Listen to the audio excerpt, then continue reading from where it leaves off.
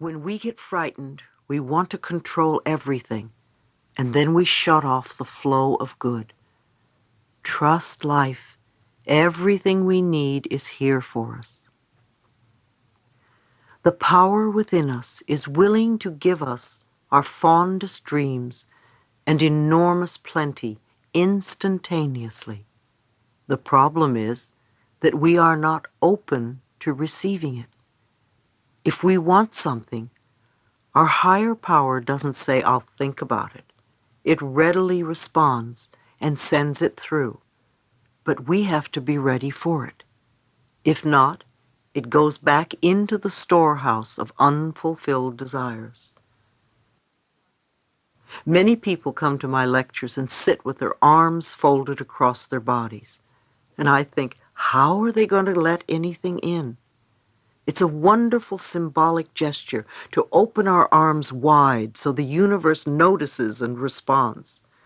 For many it's very scary, because if they open themselves up, they will think they may get terrible things, and they probably will, until they change whatever it is inside them that believes they will attract doom and gloom.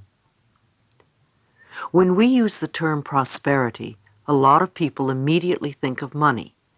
However, there are many other concepts that come under the auspices of prosperity, such as time, love, success, comfort, beauty, knowledge, relationships, health, and of course money.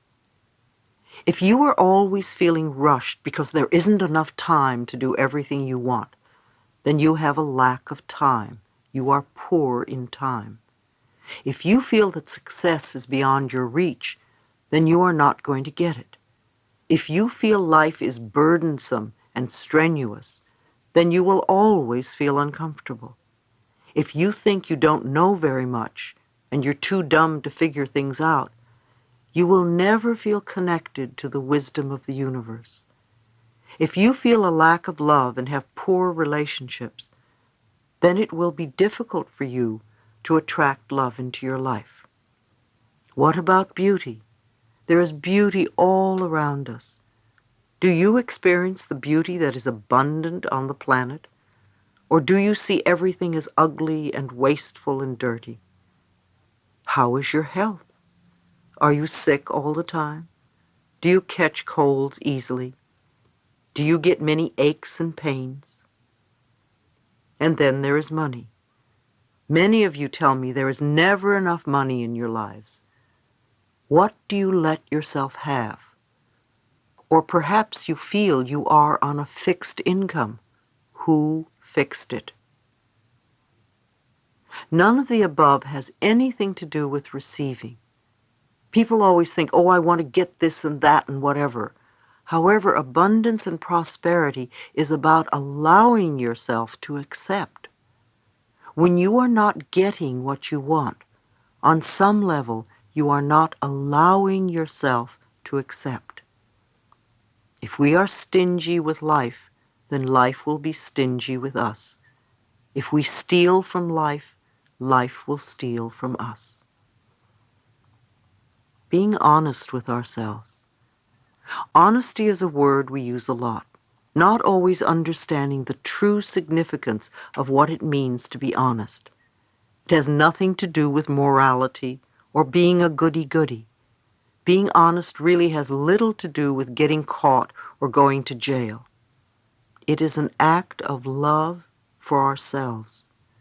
The main value of honesty is that whatever we give out in life, we will get back. The law of cause and effect is always operating on all levels. If we belittle or judge others, then we too are judged. If we are always angry, then we encounter anger wherever we go. The love we have for ourselves keeps us in tune with the love life has for us. For instance, imagine that your apartment has just been burglarized. Do you immediately think that you're a victim? My apartment was just ripped off. Who did this to me?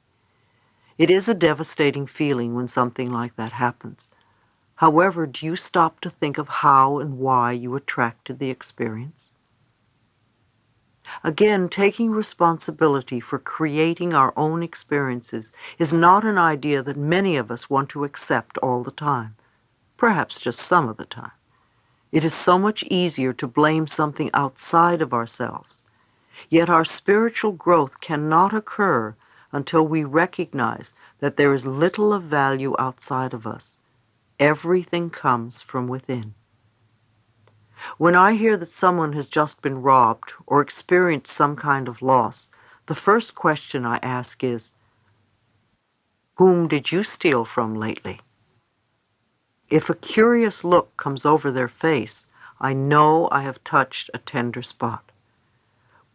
If we think back to a time when we took something and then think of what we lost shortly thereafter, the connection between the two experiences can be an eye-opener. When we take something that isn't ours, we almost always lose something of greater value.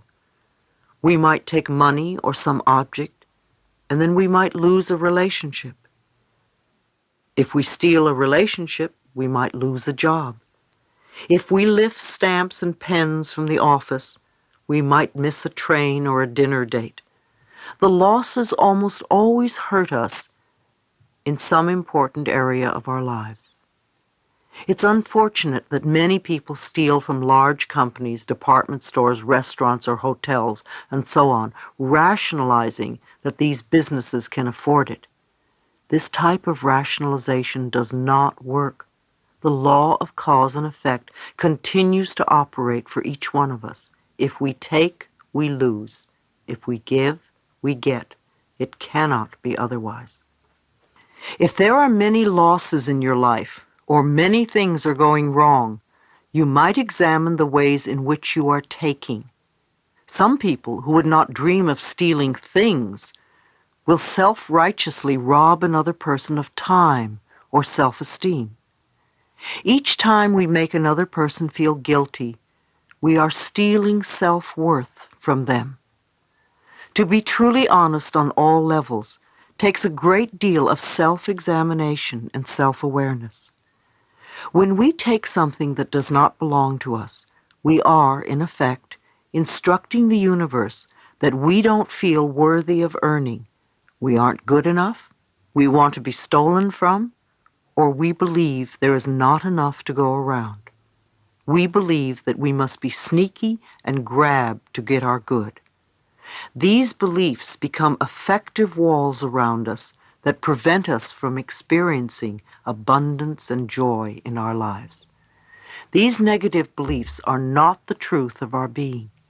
We are magnificent and deserve the very best. This planet is abundantly plentiful. Our good always comes to us by the right of consciousness. The work we do in consciousness is always one of refining what we say and think and do. When we clearly understand that our thoughts create our reality, then we use our reality as a feedback mechanism to let us know what we need to change next. Being absolutely honest, down to the last paperclip, is a choice we make out of love for ourselves. Honesty helps to make our lives run more smoothly and more easily. If you go to a store and they don't charge you for something you've bought and you know it, then it's your spiritual obligation to tell them so. If you are aware, you call it to their attention. If you don't know it, or only realize it when you get home or 2 days later, then that's something different. If dishonesty brings disharmony into our lives, imagine what love and honesty can create. The good in our lives, the wonderful surprises we have, these too we have created. As we look within ourselves with honesty and unconditional love, we will discover so much about our power. What we can learn to create with our own consciousness has far greater value than any amount of money we could possibly steal. Your home is your sanctuary. Everything is a reflection of what you believe you deserve. Look at your home. Is it a place that you really love to live in? Is it comfortable and joyous, or cramped, dirty, and always messy? The same with your car. Do you like it? How does it reflect the love you have for yourself?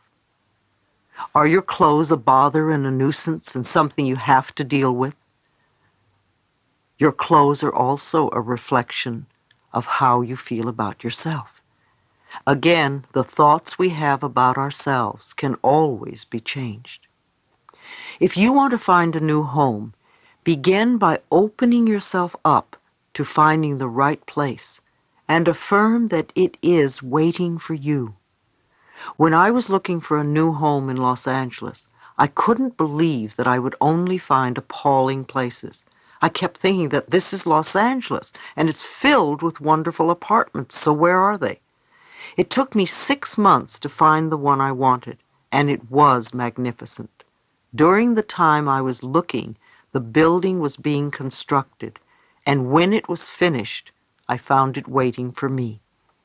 If you look for something, but you're not finding it, there is probably a good reason. If you want to move from where you are because you don't like it, thank your present home for being there. Appreciate it for sheltering you from the weather. If it's difficult to like it, start with one part of the house that you like. It may be a corner of your bedroom. Don't say, I hate this old place, because if you do, you're not going to find something that you love. Love where you are, so you can be open to receiving a wonderful new home. If your home is messy and cluttered, then start cleaning it up. Your home is a reflection of your mind. Loving relationships. I'm a great admirer of Dr. Bernie Siegel, the Connecticut surgeon, who has written Love, Medicine, and Miracles. Dr. Siegel has learned much from his cancer patients, and I would like to share what he says about unconditional love. Many people, especially cancer patients, grow up believing that there is some terrible flaw at the center of their being, a defect they must hide if they are to have any chance for love. Feeling unloved and unlovable and condemned to loneliness if their true selves became known. Such individuals set up defenses against sharing their innermost feelings with anyone. Because such people feel a profound emptiness inside, they come to see all relationships and transactions in terms of getting something to fulfill the vaguely understood void within. They give love only on condition that they get something for it. And this leads to an ever deeper sense of emptiness which keeps the vicious cycle going. Whenever I give a lecture and allow my audience the opportunity to ask questions, I can always count on being asked one thing in particular. How can I create healthy, lasting relationships? All relationships are important because they reflect how you feel about yourself. If you are constantly beating yourself up by thinking that everything that goes wrong is your fault, or that you are always a victim, then you are going to attract the type of relationships that reinforce those beliefs in you. One woman told me that she was in a relationship with a very caring and loving man, yet she had a need to test his love. So I asked her, why would you test his love? She said that she felt unworthy of his love because she wasn't loving herself enough. So I suggested that 3 times a day she stand with her arms open and say, I am willing to let the love in. It's safe to let the love in. Then I told her to look into her own eyes and say, I deserve and I am willing to have, even if I don't deserve. Too often you deny your good because you don't believe you can have it. For instance, you want to get married or have a long-lasting relationship. The person you go out with has 4 of the qualities you want in a partner. You know you're on your way. You want a little more of this or want to add a little something new to your list.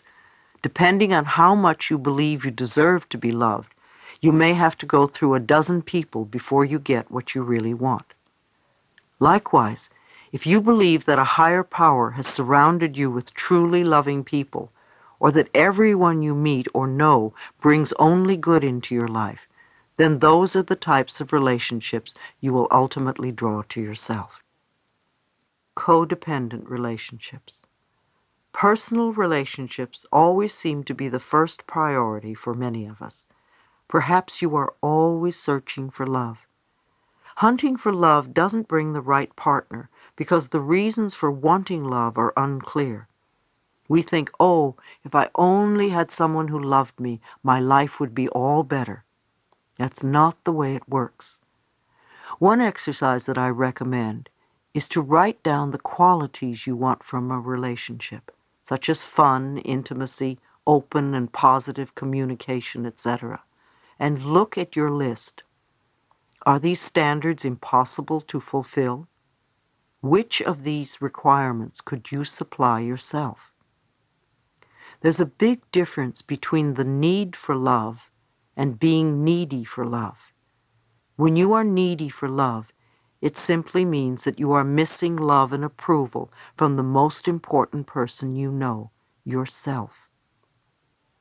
You become involved in relationships that are codependent and ineffectual for both partners.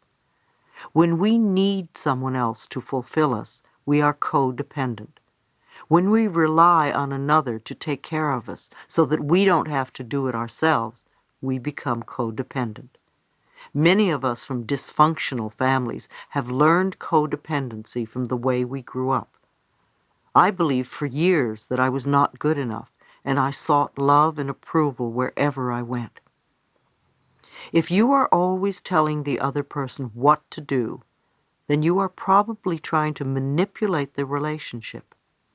On the other hand, if you are working to change your own inner patterns, then you are allowing things to happen in their right course.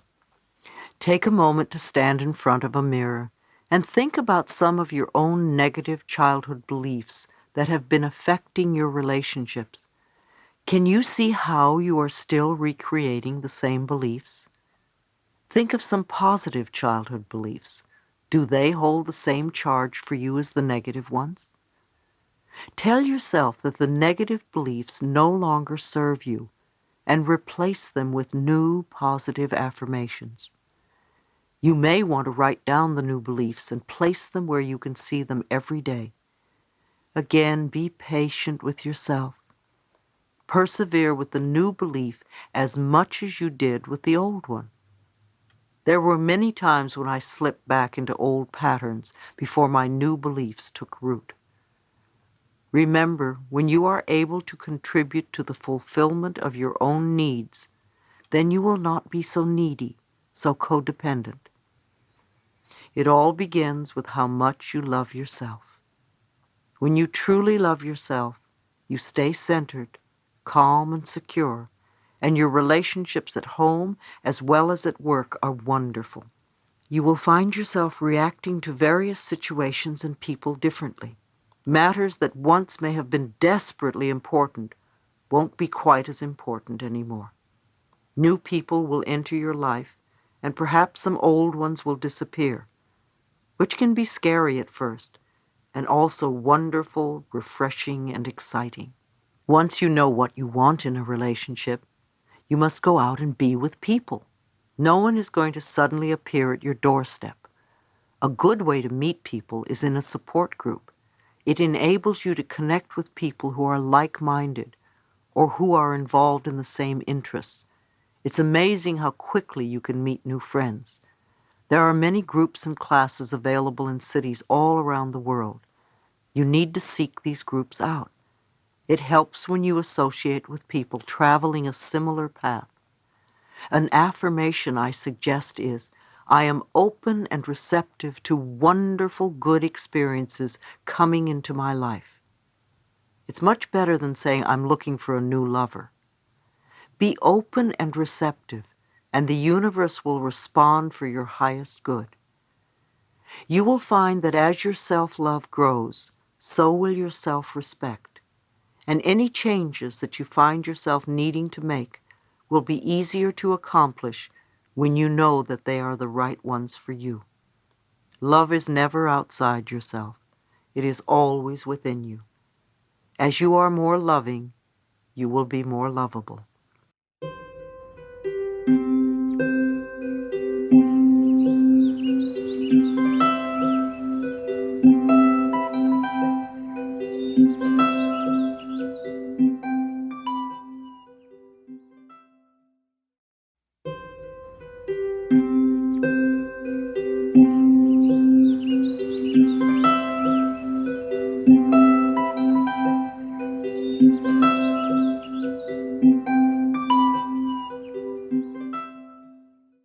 Beliefs about money.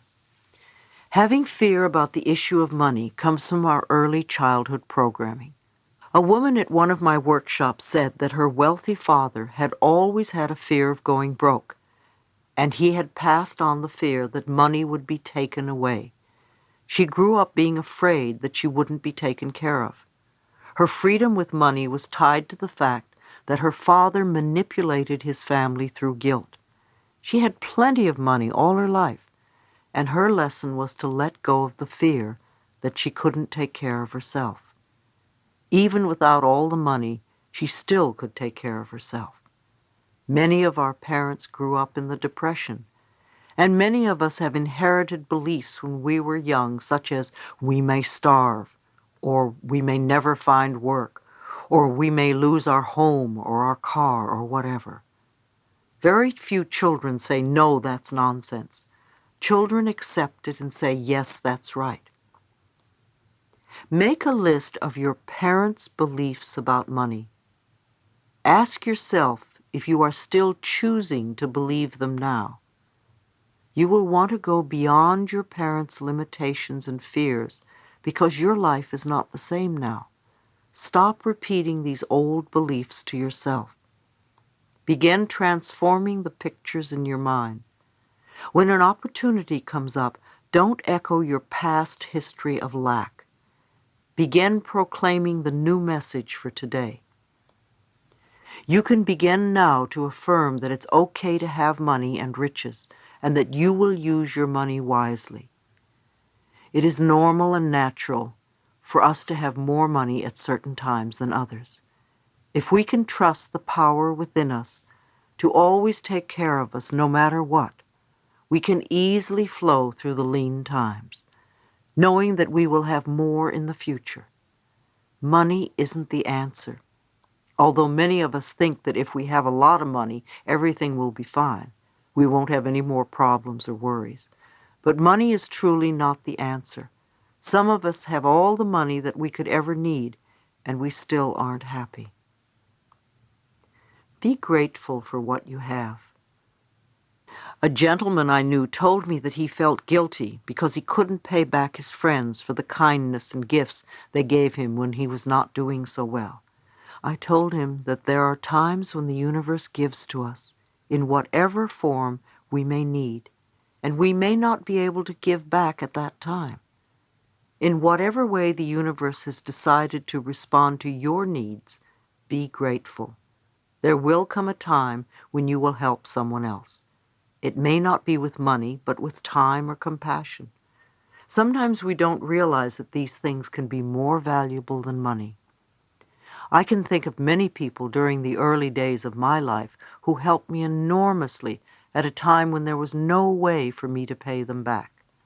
Years later, I've taken the opportunity to help others. Too often we feel we must exchange prosperity. We must reciprocate. If someone takes us to lunch, we immediately have to take them out to lunch. Or somebody gives us a gift, and we immediately have to buy one for them.